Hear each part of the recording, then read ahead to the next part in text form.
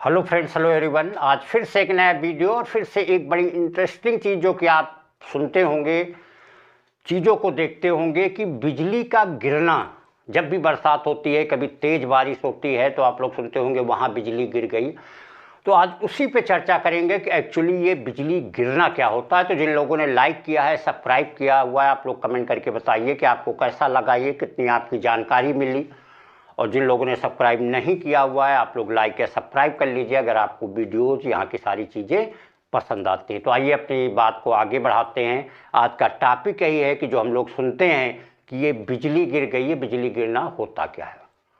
तो ये जो मेनली बात होती है, ये बता दें कि 12th के साइंस की फिजिक्स की बात है। जो एक चैप्टर वहाँ पे है कैपेसिटर, क्योंकि हर लोग साइंस इन चीज़ों से रिलेटेड नहीं होते, तो उसको जितना एक जनरलाइज वे में पॉसिबल है उसको हम डिस्कस करेंगे। तो अगर क्लाउड की बात किया जाए तो हम सभी लोग जानते हैं कि गर्मियों के मौसम में जो सी होता है, समुद्र से गर्मी की वजह से वाटर जो है वो वेपर फॉर्म में, जिसको हम बादल बोलते हैं, ऊपर जाता है क्लाउड के फॉर्म में। उसके बाद वो एयर में ऊपर फ्लोट करने लगता है।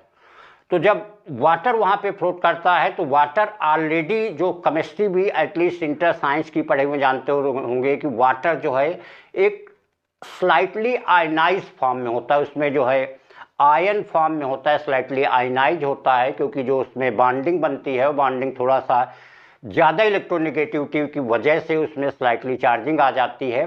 तो यही क्लाउड, इसको यहाँ पे देखते हैं कि अगर एयर में, क्लाउड में, स्काई में जाने पे जो क्लाउड होते हैं ये कॉन्टिन्यूसली फ्लोट करने की वजह से इनमें, क्योंकि जब ये फ्लोट करते हैं, जो यहाँ वाटर ड्रॉपलेट होती है एक्चुअल में वाटर ही है जो वेपर फॉर्म में होता है, तो एयर में चलने की वजह से इनमें क्लाउड में कभी पॉजिटिव चार्जिंग आ जाती है, कभी निगेटिव चार्जिंग आ जाती है।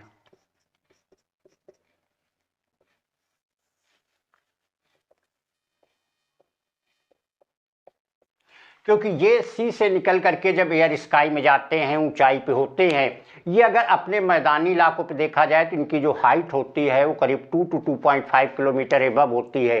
पहाड़ी इलाकों में कहीं कहीं हमें देखने को मिलेगा कि ये तो बिल्कुल लगता छत के ऊपर है, हमारे काफ़ी ज़्यादा पास होते हैं, क्योंकि वहाँ जो ग्राउंड लेवल होता है इरेगुलर होता है। तो जब स्काई में जाने पे ये जो बादल होते, क्लाउड हमारे होते हैं, ये चार्जिंग इनमें आती है। किन्हीं में पॉजिटिव चार्जिंग होती है, किन्हीं में निगेटिव चार्जिंग होती है। जो घरों में, जिसको डोमेस्टिक लाइट हमारी बोली जाती है, जो घरों में आती है, उसका जो वोल्टेज होता है वो 240 वोल्ट होता है।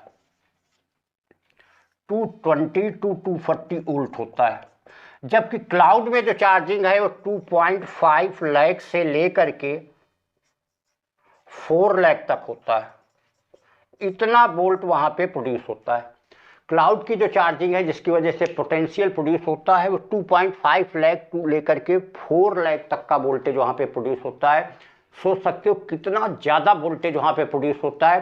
जो हमारी हाई टेंशन लाइट हैं, ये बता दें कि जिन भी शहरों में जहाँ थर्मल पावर से लाइट आती है वहाँ पे 1.5 टू 2.5 लाख वोल्टेज तक ही होता है।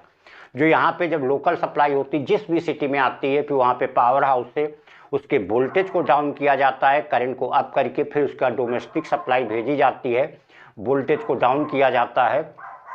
तो इससे समझा जा सकता है कि जो क्लाउड का वोल्टेज होता है, जो यहाँ करंट, जो चार्ज प्रोड्यूस होता है, कितना हाई होता है। 2.5 लाख टू 4 लाख वोल्ट वहाँ पे इतने ज़्यादा वोल्टेज प्रोड्यूस होता है। इतनी ज़्यादा, क्योंकि क्लाउड जो होते हैं हमें नीचे से देखने में छोटे दिखते हैं, लेकिन उनका जो एरिया होता है काफ़ी ज़्यादा होता है। तो उससे पहले बात कर दें कि जो कभी ये घटना हमेशा देखोगे तभी होगी जब पानी काफ़ी देर से गिर रहा होगा, एटलीस्ट हाफ एन आवर से, आधे घंटे से अगर पानी काफ़ी तेज़ गिर रहा होगा, तभी आप देखेंगे बिजली की चमक और गड़गड़ाहट दोनों सुनाई देती है। तो जो चमक होती है वो यही होता है जब पॉजिटिव निगेटिव कहीं से क्लाउड आकर के आपस में कोलाइड कर जाते हैं। तो कोलिजन की वजह से, क्योंकि पॉजिटिव निगेटिव नॉर्मल किसी सेल में, बैटरी में देख लीजिए, और डोमेस्टिक पे तो ऐसे एक्सपेरिमेंट करना बहुत ज़्यादा खतरनाक होगा, तुरंत वो शॉर्ट सर्किट हो जाएगी, लाइन आपकी घरों की डैमेज हो सकती है।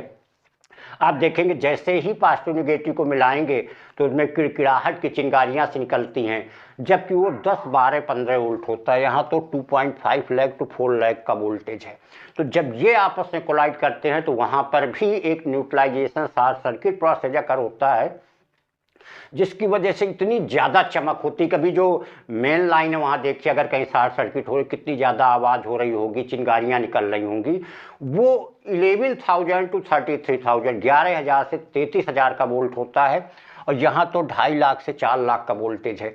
तो इसी वजह से इतनी ज़्यादा चमक अचानक जनरेट होगी, और उसके बाद हमें थोड़ी देर बाद गड़गड़ाहट शुरू होती है। यही पे भी बता दें कि दोनों प्रोसेस, गड़गड़ाहट बादलों की और चमक एक साथ होती है, लेकिन क्योंकि चमक है वो लाइट की वेलोसिटी है, इमीडिएटली हमारे पास आ जाती है, जबकि जो गड़गड़ाहट है उसकी वजह से वहाँ शॉर्ट सर्किट हो रही है, वो साउंड की वेलोसिटी है जो लाइट की वेलोसिटी बहुत ही ज़्यादा कम है, जिसकी वजह से थोड़ा देर से आती है हम तक। तो ये तो एक प्रोसेस की बात हो गई कि जिस तरीके से रेन का एक प्रोसेस होता है, उसका इलेक्ट्रिसिटी फिनोमेना की बात हो गई कि कितना वोल्टेज होता है और कैसे यहाँ पे ये फॉर्मेशन होता है, क्लाउड में चार्जिंग आती है। अब बात आती है मेन पॉइंट जिसकी यहाँ पे डिस्कशन हो रहा है कि ये बिजली का गिरना। साइंस के एक रूल से किसी भी कैपेसिटर, कोई भी बॉडी जिस पे हम चार्ज दे रहे हैं, एक मोबाइल के लिए एक बहुत बड़ा अलर्टनेस बोला जाता है कि कभी मोबाइल को हमेशा 100% नहीं चार्ज करना चाहिए। उसकी चार्जिंग हमेशा 95, 96, 97 पे रोक देनी चाहिए, क्योंकि वो वही प्रोसेस होता है जैसे हमारा खाना खाना। हम खाना खाते हैं, अपनी लिमिट से ज़्यादा अगर खा लेंगे तो हमें बैड डाइजेशन में चला जाएगा, डाइजेस्ट नहीं हो पाएगा। वैसे ही बार बार बैटरी प्ले करना, बैटरी आपकी बहुत ही जल्दी डैमेज हो जाएगी। इसलिए हमेशा फुल चार्जिंग नहीं करनी चाहिए, चार्जिंग को बहुत देर तक नहीं लगाना चाहिए, नहीं तो वो ब्लास्ट भी हो सकती है, क्योंकि हर चीज़ की अपनी कैपेसिटी होती है।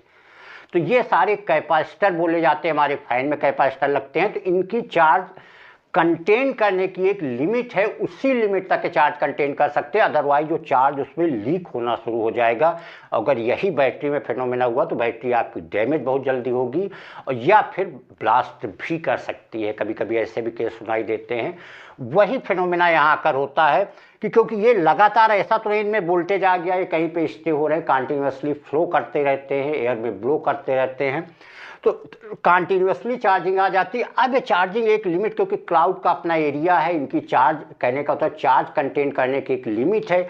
अब वो चार्ज इनमें एक्सेस होना शुरू हो जाता है, तो वो सराउंडिंग में आना शुरू हो जाता है।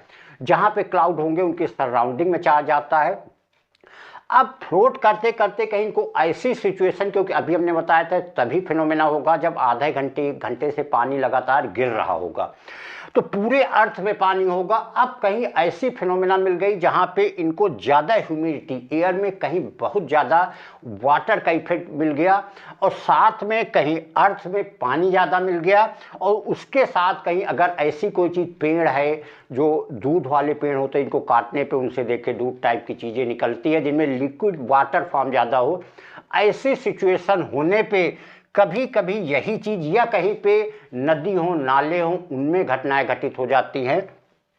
तो यही चार्ज अर्थ में उतर आता। अर्थ हमारी एक समुद्र है, पूरे चार्ज का एक बहुत बड़ा स्टोर है जहाँ चार्ज है। तो ये पूरी सर्किट फॉर्म हो जाती है एयर में, कोई वहाँ सर्किट लगाई जाती है एयर में, ये चार्ज जो है अर्थ पे चला आता है। बहुत ज़्यादा होने की वजह से जो लीक होने लग जाता है वो अर्थ में चला आता है। इसी को इलेक्ट्रिक फॉलिंग कहा जाता है, इसी को बिजली गिरना कहा जाता है। तो बिजली गिरना कोई ऐसी फिनोमेना है, कोई सामान है जो फेंक दी जाती है। एक्चुअल में एक इन्वायरमेंट मिल जाना, उस चीज़ को नीचे वाटर ज़्यादा होना, ह्यूमिडिटी ज़्यादा होना, ऐसा कोई पेड़ हो, नदी हो, नाला हो जो इसको बहुत ज़्यादा चार्ज को सपोर्ट कर दे, तो चार्ज अर्थ में उतर आता है। यही चार्ज उतरना एक तरीके के करंट यहाँ पे फ्लो हो जाती है, एयर में करंट फ्लो हो जाती है, जिसको साइंस में, फिजिक्स में कैपेसिटर कहते हैं। चार्ज लीक होता है, वो एयर को ब्रेक करते हुए एक सर्किट फॉर्म कर लेता है, और इसी सर्किट का फॉर्म करना ही बिजली का गिरना कहा जाता है। क्योंकि ये 2.5 लाख टू 4 लाख होता है। अभी हमने बताया जो हमारे हाई टेंशन वायर जो थर्मल पावर से लाइट आती है उनका वोल्टेज 1.5 से 2.5 लाख होता है। यहाँ 2.5 टू 4 लाख कितना बड़ा वोल्टेज होता है। अगर कोई आदमी वहाँ पे फंस गया, कोई जानवर फंस गया तो इमीडिएटली झुलस के ख़त्म हो जाएगा, उसकी डेथ हो जाएगी। बहुत बड़ा असर होता है, बहुत बड़ा इफेक्ट होता है।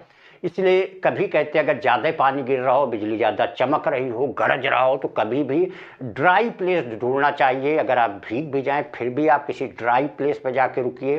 पेड़ के नीचे जहाँ पानी ज़्यादा हो वहाँ कभी भी नहीं रुकना चाहिए, वो आपको बहुत ज़्यादा डेंजरस होता है। और कोशिश करिए कहीं ऐसी सर्कुलर जहाँ आपको छाँव हो वहाँ पे जाके रुकिए, क्योंकि सर्किल में कहीं फॉर्म भी हो गई तो ऊपर ही ज़्यादा एब्जॉर्ब हो जाएगा। इसीलिए कहीं पे ज़्यादा फ्लैट हो, कोई बड़ी बिल्डिंग हो, वहाँ पे इसी को एक मेटल कंडक्टर लगा दिया जाता है। इस टाइप से मेटल कंडक्टर होता है, हाईली कंडक्टर होता है, मोस्टली सिल्वर का बनाया जाता है, कापर भी होता है, सिल्वर का मोस्टली होता है। Silver is the best conductor of electricity. और इसका एक वायर अर्थ से जाके लगा दिया जाता है। तो अगर बाई डिफ़ॉल्ट कहीं मान लीजिए यहीं पे सर्किट फॉर्म हो गई, जिसको हम बिजली गिरना बोलते हैं, तो बिजली अगर गिर गई तो तुरंत ये पूरी इलेक्ट्रिसिटी को एब्जॉर्ब कर लेगा। एक बहुत अच्छा कंडक्टर होता है, बेस्ट कंडक्टर ऑफ इलेक्ट्रिसिटी। और सारी सर्किट यहाँ के इफेक्ट से अर्थ में चली जाएगी। अर्थ एक बहुत बड़ा केंद्र है, उससे चाहे जितना चार्ज ले लीजिए, उसको चाहे जितना चार्ज दे दीजिए, तो यही चार्ज यहाँ से होते हुए सर्किट से अर्थ में चला जाता है। हमारी बिल्डिंग जिसके भी ऊपर है, बिल्डिंग है, अपार्टमेंट है, जो भी है, माल है, वो हमारा डैमेज होने से बच जाता है। क्योंकि फिर से वही चीज़, इतना ज़्यादा हाई वोल्टेज होता है, मतलब इतनी ज़्यादा चार्ज वहाँ होती है, करंट होती है कि इमीडिएटली वो जहाँ पे गिरेगी वहाँ पे पूरी तरीके से डैमेज कर देती है। यहाँ तक असर देखे जाते हैं कि जिस जमीन पे जहाँ पे गिरेगी वहाँ 4 से 8 मीटर में बिल्कुल गड्ढा हो जाता है, इतनी ज़्यादा चार्जिंग होती है। तो ये पूरी तरीके से एब्जॉर्ब हो जाएगा। बिल्डिंग और अपार्टमेंट यहाँ पे जो हमारा डैमेज होने की संभावना होगी पूरी तरीके से बच जाएगी। तो ये थी फ्रेंड्स जो आज की बात थी कि बिजली गिरना एक जो प्रोसेस है वो क्या है। आप लोग कमेंट करके बताइए, ज़रूर बताइए कि आपको ये वीडियो कैसा लगा। Thank you.